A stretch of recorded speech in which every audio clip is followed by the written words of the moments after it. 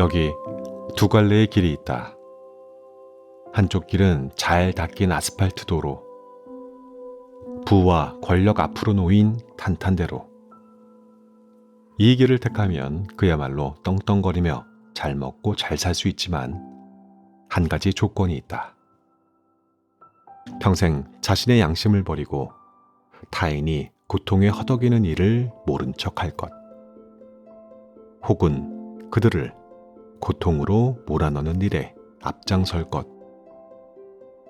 다른 한쪽 길은 끝이 없는 가시밭길.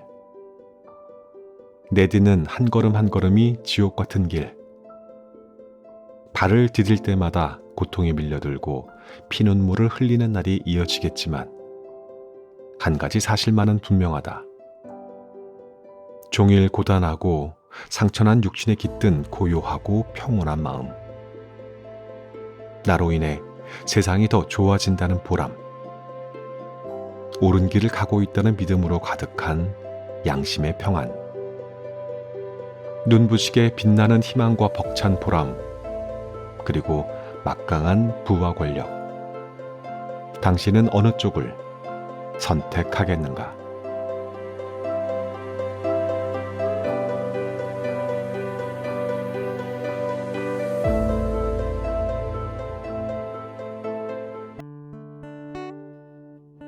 책 읽는 자작나무.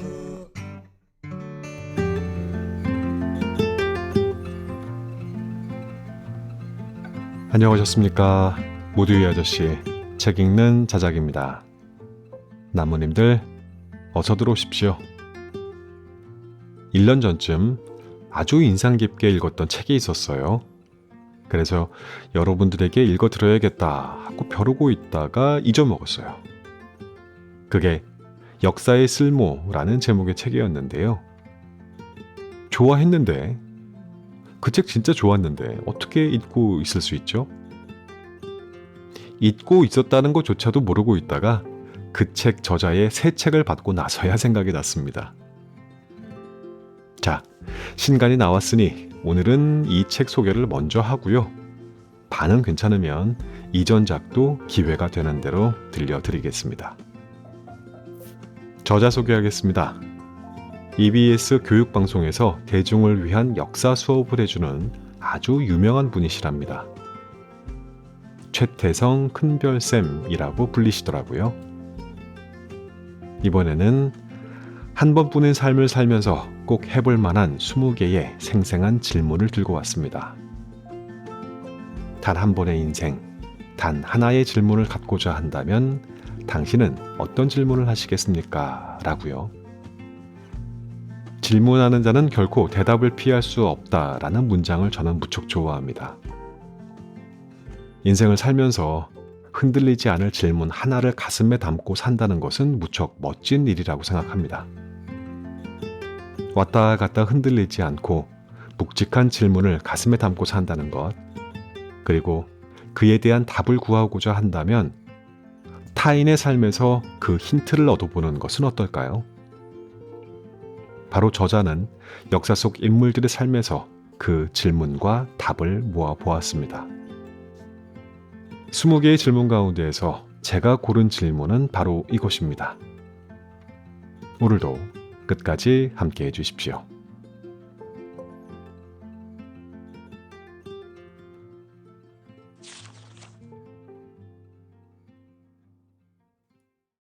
삶을 바꾼 질문이 있으신가요? 어느 웹진과 인터뷰할 때 받은 질문입니다. 그때 이회영 선생의 말이 떠올랐어요. 한 번의 인생 어떻게 살 것인가 였죠. 이 문장을 처음 만났을 때 멈칫한 기억이 있습니다. 인생 진짜 딱 한 번이네 하는 생각이 들었지만 잠시 후에 이런 생각이 이어지더군요.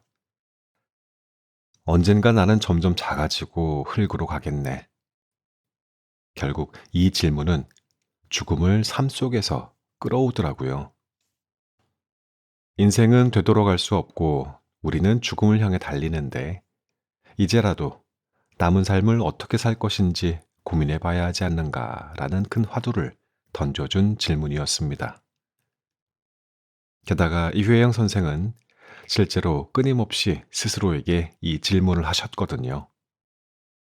저도 그 질문을 따라가고 싶다는 생각이 들었어요. 자기만의 질문을 품은 사람이 어디 이회영 선생뿐일까요? 역사를 공부하다 보면 수많은 사건 속에는 그 힘든 상황과 시계를 벗어나기 위해 몸부림치는 사람이 있습니다. 그 사람이 왕이든 백성이든 역사 속 모든 삶에는 우리가 깊이 새겨야 할 시대적 고민과 질문이 숨어 있다는 것을 발견하게 됩니다. 우리는 왜 역사를 배워야 할까요? 역사는 수많은 사람들의 경험이 담긴 데이터베이스입니다. 그 양이 너무도 방대해 우리가 선택하고 책임져야 할 미래의 모습이 거의 담겨 있다고 해도 과언이 아닙니다. 우리는 그 역사의 이정표를 참고 삼아 오늘을 살아갈 수 있습니다. 그러니 미래를 향한 길 위에서 나는 어떻게 살 것인가? 왜 내 삶은 불행한가? 하는 불안에 너무 사로잡히지 마세요. 우리의 걱정에 대한 답을 일생으로 보여준 옛사람이 이렇게나 많이 있으니까요. 역사는 과거와 현재의 만남입니다. 해석하는 사람에 따라 다양한 결과가 나오는 게 당연합니다. 한 사람의 삶을 바라볼 때에도 이토록 다양한 시선이 존재하는데 셀 수 없이 많은 궤적의 집합이라고 할 수 있는 역사는 오죽하겠습니까? 정답이 없는 질문이라니 머리가 혼란스러워집니다. 이럴 때 필요한 것이 나만의 시선, 바로 관점입니다. 다양한 맥락 속에서 물살에 떠밀리듯 이리 치이고 저리 치이며 상처투성이로 고통받지 않으려면 나만의 관점을 만들어야 합니다. 이 책에는 사건과 인물을 바라보는 저의 시선이 담겨 있습니다. 저는 행복해지기 위해 역사를 배웁니다. 한 번뿐인 인생, 제게 남아있는 시간들을 후회 없이 살고 싶기 때문입니다. 여러분도 흔들리지 않기 위해, 상처받지 않기 위해, 행복을 향해 뚜벅뚜벅 나아가기 위해 역사와 마주하셨으면 좋겠습니다.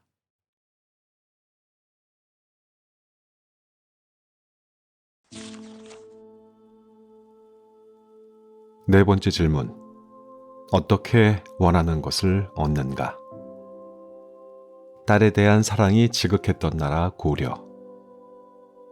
여성도 제사를 지낼 수 있고 아들, 딸 구분 없이 균등하게 재산을 나누어 상속하는 등 가정에서 여성의 지위가 높았던 나라. 하지만 조선의 성리학 질서가 자리 잡으면서 나타나기 시작한 남성 위주의 가부장 문화. 제가한 여인의 아들은 문과를 보지 못하도록 응시 자체를 불허한 시대. 아들의 미래를 볼모로 여성에게 유교적 도리를 강요한 이 시대의 주장.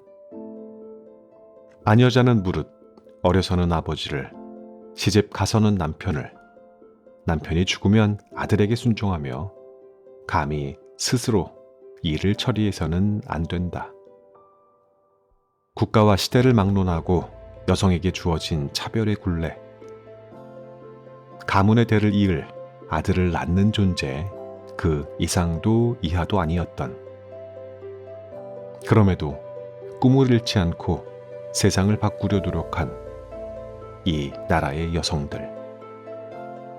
끝없이 자신을 증명해야 하는 소모적인 싸움. 그래도 압도적인 능력을 발휘해 세상을 입다물게 한 여성들. 그들이 세상과 맞설 수 있었던 그래도의 힘.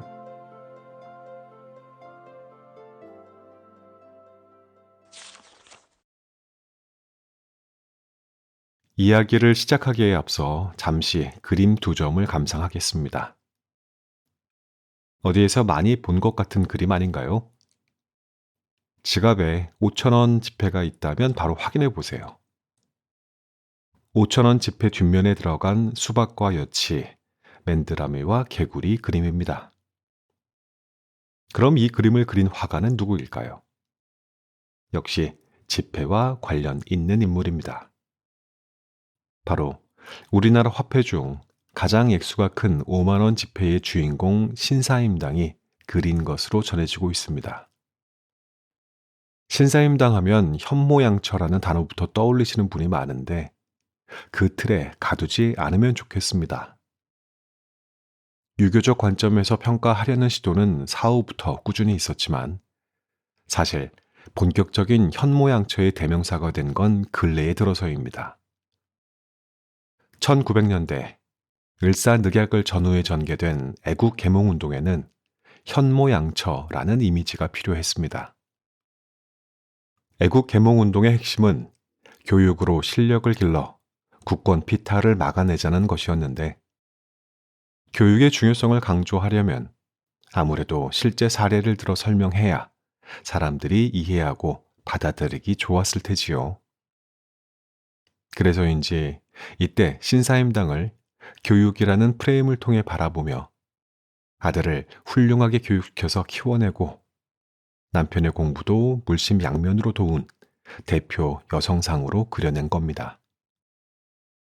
물론 현명한 어머니, 어진 아내였던 것은 맞지만 그보다 더욱 주목해야 할 부분은 신사임당이 조선시대의 아티스트였다는 사실입니다. 누구의 어머니, 누구의 아내가 아닌 신사임당 본연의 모습이라고 할 수 있겠죠. 그는 당시 문인들 사이에서 산수화와 포도 그림을 잘 그리는 화가 신씨로 칭송받습니다. 특히 산수화에 비해 인정받지 못했던 조충도를 회화의 한 장르로 올려놓는 화가로 평가받고요. 수박과 여치, 맨드라미와 개구리도 이 초충도에 해당합니다. 물론 그림을 그리며 재능을 펼치는 과정이 쉽지는 않았을 겁니다. 조선시대는 남녀 차별이 심했고 여성이 자신의 뜻과 재능을 마음껏 발휘하는 것은 거의 불가능에 가까웠기 때문입니다. 그리고 이것이 지금 신사임당을 이야기하는 이유이기도 합니다. 왜 그럴 때가 있잖아요. 간절히 원하는 것, 꼭 이루고 싶은 것이 있는데 뜻대로 되지 않을 때, 아무리 노력해도 성과가 잘 나지 않고 주변에 누구도 응원해주지 않고 세상이 마치 나의 꿈을 가로막는 거대한 장벽처럼 느껴질 때 말입니다. 어떻게 하면 돌파할 수 있을지, 이 난관을 뚫고 나갈 방법이 있긴 한 건지 막막하기만 할 때, 신사임당의 삶이 해결의 실마리를 제공해 줄 수 있을 것 같습니다. 어떻게 원하는 것을 얻는가? 그 방법은 과연 무엇인가? 신사임당 역시 이 쉽지 않은 질문을 마음속에 품고 그 질문에 대한 자신만의 답을 찾아나간 인물이 아닐까 싶습니다. 조선시대 여성은 남성에 종속된 존재였습니다.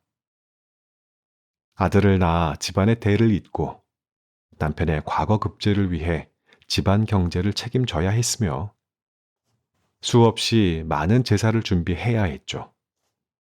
신사임당의 처지도 마찬가지였습니다. 자신에 비해 보잘것없었던 집안의 이원수와 결혼했는데 그는 신사임당과의 혼인으로 집안이 안정되자 비로소 과거를 준비합니다. 하지만 학문에 별 뜻이 없었던지라 계속 낙방했고 50살이 되어서야 간신히 수은 판관이라는 관직을 얻습니다. 그런데 설상가상 이원수는 주막집 안악과 가까이 하며 외도까지 했습니다. 상황이 이렇다 보니 집안 살림과 경제, 자녀 교육은 모두 신사임당의 몫이었습니다. 어릴 때부터 그림과 글씨에 탁월한 재능이 있었고 친가와 외가 모두 명망있고 유복한 집안인데다 그에 대한 외할아버지와 아버지의 사랑이 각별해서 아주 행복한 어린 시절을 보낸 사람인데 참으로 안타까운 일이었죠. 신사임당의 아버지 신명화는 5딸들 중 둘째인 신사임당을 굉장히 예뻐해 사위인 이원수에게 이런 말도 했다고 합니다. 내가 딸을 열어두었는데 다른 딸들이 비록 집을 떠나 시집을 가더라도 그리워하지 않았는데 그대의 처마는 내 곁에서 떠나보내고 싶지 않았다. 이토록 애정이 깊었기에 신사임당의 부모는 딸의 열정을 꺾지 않고 그가 그림 공부에 집중할 수 있도록 물심양면으로 지원했습니다. 그렇게 그림에 대한 재능을 펼치고 꿈을 향해 정진했는데 결혼을 하면서 자신의 꿈은 접어야 했던 거죠. 게다가 능력도 의지도 없는 남편의 뒷바라지를 하면서 집안을 책임져야 했으니 그 심정이 오죽했을까요? 자신이 원하는 것은 하지 못하고 그저 주어진 것만 해나가야 하는 삶. 생각만 해도 막막하고 답답하지만 신사임당은 그 삶에 낙담하거나 굴복하지 않았습니다. 아이를 키우고 집안 살림을 챙기는 그 바쁜 와중에서도 붓을 놓지 않았습니다. 고단한 생활 속에서도 틈틈이 시를 적고 그림을 그리는 등 예술 활동을 계속한 것이죠. 신사임당은 자신의 삶을 비관하기보다 묵묵히 집안을 이끌어 나갔고 여러 사회적 제약에도 불구하고 당당하게 자신의 재주를 펼쳐나갔습니다. 그렇습니다. 어떻게 원하는 것을 얻는가에 대해 신사임당이 내린 답은 그래도 계속하는 것이었습니다. 재능을 마음껏 펼칠 수 없는 세상이라 할지라도 자녀 교육과 돈벌이, 집안 살림에 치여 꿈을 위해 쓸 수 있는 시간이 주어지지 않아도 그래도 그는 포기하지 않고 계속했습니다. 그 결과 천재 화가로 칭송받을 정도로 뛰어난 작품을 남겼을 뿐 아니라 대학자, 율곡 2위까지 길러낸 훌륭한 어머니라는 수식어도 얻었죠. 먹고 사는 것만으로도 벅차서 도무지 시간이 없어서 아무도 도와주지 않아서 그래서를 핑계 삼아 안주하려고 포기하는 우리에게 신사임당은 그래도 계속하면 얻을 수 있음을, 결국 잃을 수 있음을 알려줍니다. 그래서와 그래도 글자 하나 바꿨을 뿐인데 세상을 바라보는 관점과 삶을 대하는 태도가 완전히 달라진다는 것이 놀랍지 않으신가요? 사실 성취와 성공에 이르는 길은 거창한 것이 아닐지도 모르겠습니다. 작은 용기, 사소한 변화가 모이고 모여 커다란 의미를 만들어낸다는 것을 신사임당은 자신의 삶을 통해 보여주고 있습니다. 이런 어머니 밑에서 자라서일까요? 율곡 이이 역시 원하는 것을 얻기 위해 계속 정진하는 삶을 살았습니다. 이이는 조선이 낳은 최고의 천재로 조선시대의 진정한 공신, 공부의 신이라고 할 수 있습니다. 당시 과거 시험은 어렵기로 악명이 높았습니다. 더욱이 대과 시험은 3년에 한 번씩 열렸고 전국에서 모이든 수많은 사람들 중 문과는 딱 33명만 합격할 수 있었습니다.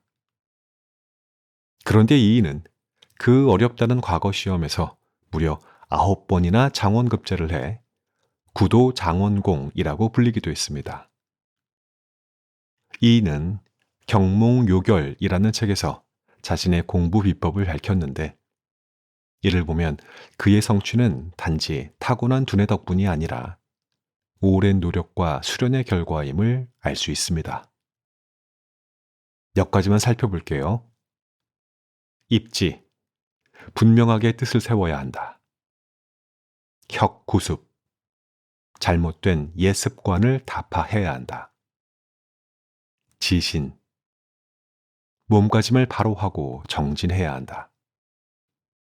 뜻, 그러니까 원하는 것을 분명히 하고 이를 얻는데 방해되는 잘못된 습관은 모두 버리고 계속 나아가는 것이 그의 공부 비법이었습니다.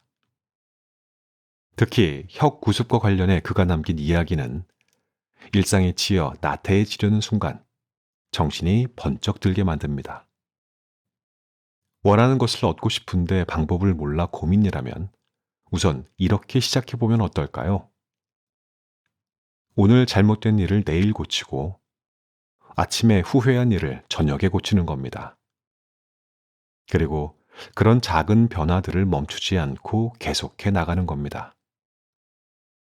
아무리 힘들고 고되더라도 때로는 발전 없이 제자리 걸음만 하는 것 같아도 그래도 계속해 나아가다 보면 어느 날 비로소 원하는 그곳에 다다른 자신을 발견할 수 있다는 걸 신사임당과 이 일을 통해 알게 되었으니 말입니다.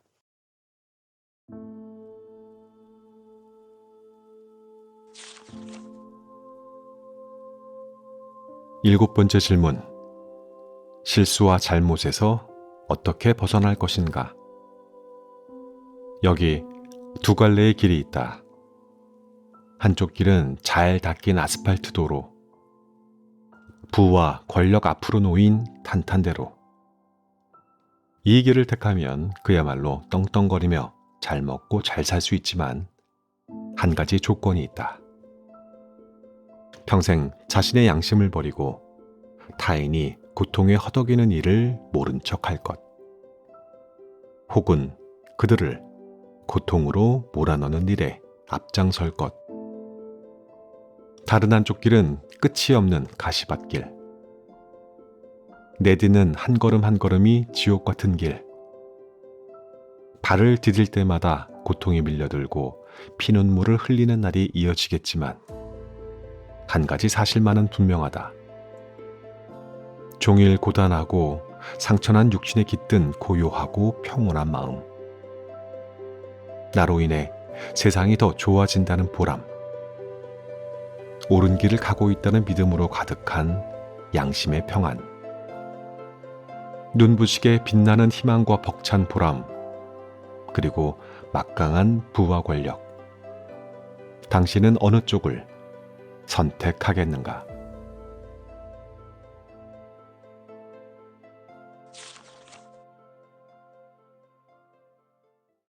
혹시 가미카제라는 말을 들어보셨나요? 고려시대에 여몽연합군이 일본 정벌에 나섰을 때의 일입니다. 갑작스런 태풍으로 연합군이 침몰하면서 정벌이 실패로 돌아가고 맙니다. 그러자 일본인들은 그 태풍을 신이 불어준 바람, 즉 신풍이라고 불렀는데 그 신풍의 일본어가 바로 가미카제입니다. 가미카제는 2차 세계대전 당시 일본과 미국의 태평양 전쟁 때 다시 등장합니다. 가미카제 특공대원들은 일ong의 방패가 되어 일본 제국을 지킨다는 명분 아래 비행기에 폭탄을 싣고 적에게 돌진하는 무모한 작전, 즉 자살 공격에 동원됩니다. 무고한 생명들의 목숨을 앗아간 비극적이고 잔인한 작전이었죠. 이 가미카제 특공대원 중에 미스야마 후미히로란 사람이 있었습니다. 그는 작전을 수행하기 하루 전날 단골 식당을 찾아가 아마도 여기를 찾는 건 오늘이 마지막일 것 같다며 고향의 노래를 한번 부르겠다고 말합니다. 그런데 노래가 시작된 순간 모두가 깜짝 놀랍니다. 아리랑 아리랑 아라리요. 일본인인 그가 한국말로 아리랑을 부르다니 어찌된 일이었을까요? 사실 미스야마 후미히로는 한국인 탁경현이었습니다. 이전까지는 시대의 비극이 어쩔 수 없이 일본식 이름을 가지고 일본인처럼 살았지만 죽음이 눈앞에 닥치자 자신의 뿌리를 드러낸 것입니다. 이 한국 사람 탁경현이 탄 비행기는 1945년 5월 11일 오전에 출격하는데 얼마 지나지 않아 신호가 끊깁니다. 인간을 전쟁의 소모품으로 이용한 가미카제 작전. 여기에 동원돼 목숨을 잃은 한국인은 탁경현만이 아니었습니다. 그런데 이 특공대를 지지한 한국의 지식인들이 있습니다. 서정주는 가미카제 특공대원 마스이 히데오를 찬미한 시 오장 마스이 송가를 쓰기도 했죠. 이런 시입니다. 마스이 히데오, 그대는 우리의 오장, 우리의 자랑. 그대는 조선 경기도 개성 사람. 인씨의 둘째 아들 21살 먹은 사내. 오히려 기쁜 몸짓하며 내딛는 곳. 조각조각 부서지는 산더미 같은 미국 군함. 서정주는 친일시를 많이 남긴 인물입니다. 그는 자신의 그 뛰어난 재능, 놀라운 필력을 우리나라 청년들을 전쟁터로 몰아넣는 데 사용했습니다. 그는 일제를 위해 자신의 붓을 사용한 흔적이 너무나 많은 명백한 반민족 행위자입니다. 서정주만이 아닙니다.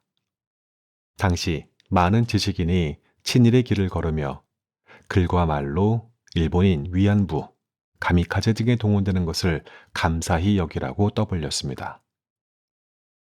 그 시대에는 어쩔 수 없었던 걸까요? 나라를 빼앗긴 백성이 목숨을 부지하기 위해서는 선택의 여지가 없었던 걸까요? 당연히 아닙니다. 그런 상황에서도 저항의 의지를 굽히지 않은 지식인도 분명히 있습니다. 대표적인 인물이 윤동주입니다. 윤동주의 시를 읽다 보면 반복해서 등장하는 단어가 있습니다.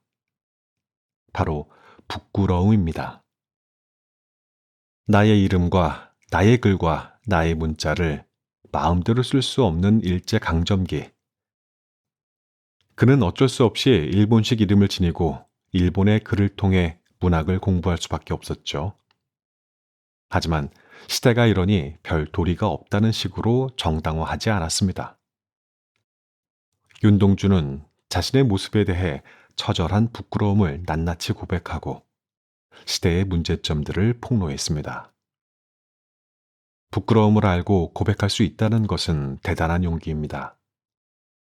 또한 자신을 부끄럽게 한 원인을 바로잡고자 하는 시도 역시 결코 쉽지 않은 일임을 우리는 잘 압니다. 18세기 프랑스의 사상가 장 루소는 이런 말을 했습니다.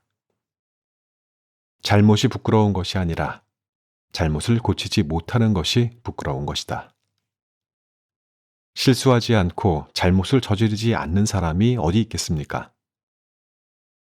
실수와 잘못은 누구나 할 수 있습니다. 그러니 그 자체가 부끄러운 일은 아닐 겁니다. 하지만 자신의 실수와 잘못을 알면서도 고치려 하지 않는 것, 고치지 못하는 것은 부끄러운 일입니다. 그래서 그토록 부끄럽다고 고백한 윤동주는 역설적으로 전혀 부끄럽지 않은 삶을 산 인물이 된 것이겠지요. 그의 시에는 참회, 반성이라는 단어가 정말로 많이 나옵니다. 실수와 잘못에서 어떻게 벗어날 것인가 라는 질문에 윤동주는 부끄러워하라고, 참회하고 반성하라고, 그리하면 달라지리라고 답하고 있는 듯합니다. 어쩌면 그의 시는 자신의 잘못, 그 부끄러움에서 벗어나기 위한 몸부림은 아니었을까요? 일제의 강점기라는 시대의 벽 앞에서 그가 얼마나 괴로워했는지 그의 시를 보면 알 수 있습니다. 1940년대 윤동주는 일본으로 유학을 가려고 준비했는데 당시 일본 학교에 입학하기 위해서는 반드시 창씨 개명을 해야 했습니다. 어쩔 수 없이 히라노마 도주라는 일본식 이름으로 바꾸었는데 그는 자신의 선택을 변명하기보다 통렬하게 부끄러워합니다. 그의 시 별 해는 밤에 이런 구절이 나옵니다. 나는 무엇인지 그리워 이 많은 별빛이 나린 언덕 위에 내 이름자를 써보고 흙으로 덮어버렸습니다. 나는 밤을 새워 우는 벌레는 부끄러운 이름을 슬퍼하는 까닭입니다. 그러나 겨울이 지나고 나의 별에도 봄이 오면 무덤 위에 파란 잔디가 피어나듯이 내 이름자 묻힌 언덕 위에도 자랑처럼 풀이 무성할 계외다. 무덤가에 자기 이름을 썼다 지우는 시인의 모습이 그려지시나요? 윤동주라는 이름을 쓸 수 없는 시대. 그래서 이름을 썼다가 덮어버리는 모습. 그리고 그것을 부끄러워하고 아파하는 모습입니다. 그 모습을 감추지 않고 고백함으로써 시대적 아픔을 알리고 나눈 것입니다. 창씨와 나 같은 글을 통해 창씨 계명을 독려한 소설과 이강수 같은 반민족 행위자의 행보와는 전혀 다르죠. 윤동주는 거리로 뛰어나가 폭탄을 던진 인물은 아니지만 그 시대를 살아가는 사람들이 얼마나 힘들고 아픈지를 시를 통해 표현했습니다. 그는 몸 대신 말과 글로 싸운 독립운동가였습니다. 그의 대표작 서시에 그 시대를 산 한 청춘의 고뇌가 여실히 드러납니다. 죽는 날까지 하늘을 불어러 한 점 부끄러움이 없기를. 잎새에 이는 바람에도 나는 괴로워했다. 별을 노래하는 마음으로 모든 죽어가는 것을 사랑해야지. 그리고 나한테 주어진 길을 걸어가야겠다. 오늘 밤에도 별이 바람에 스치운다. 정말 아름답지 않습니까? 저는 문학은 잘 모르기에 문학적 완성도에 대해서는 말하기 어렵지만 역사적 의미만 놓고 봐도 분명 훌륭하고 아름다운 시라는 생각이 듭니다. 시대의 풍파 속에서 흔들리고 변절하는 사람들이 수두룩한 가운데 자신은 온갖 괴로움에도 불구하고 주어진 길을 가겠다는 다짐이 어찌 아름답지 않을 수 있겠습니까? 윤동주의 이런 결연한 의지에는 그의 절친 송몽규가 많은 영향을 끼친 것으로 알려져 있습니다. 이 두 사람의 인연이 참 특별합니다. 둘은 1917년 같은 해에 태어나 같은 초등학교, 중학교, 대학교를 졸업하고 함께 시인이 되었습니다. 송몽규가 신춘문예에 당선되면서 먼저 등단했는데 얼마 후 그는 작가의 길을 벗어던지고 독립운동가의 길을 걷습니다. 대한민국 임시정부로 간 것이죠. 오랜 꿈을 뒤로하고 고행을 자처하는 친구의 용기. 그 모습을 본 윤동주는 놀라고 또 부끄러웠던 모양입니다. 결국 둘은 함께 일본으로 건너가 유학생활을 하던 중 한국인 유학생들을 대상으로 독립과 민족문화의 수호를 선동했다는 죄목으로 일본 경찰에 체포됩니다. 두 사람 모두 치안유지법 위반으로 각각 징역 2년의 형을 선고받습니다. 그리고 1년 뒤 윤동주는 감옥에서 원인을 알 수 없는 죽음을 맞이하죠. 곧이어 송몽규마저 숨을 거둡니다.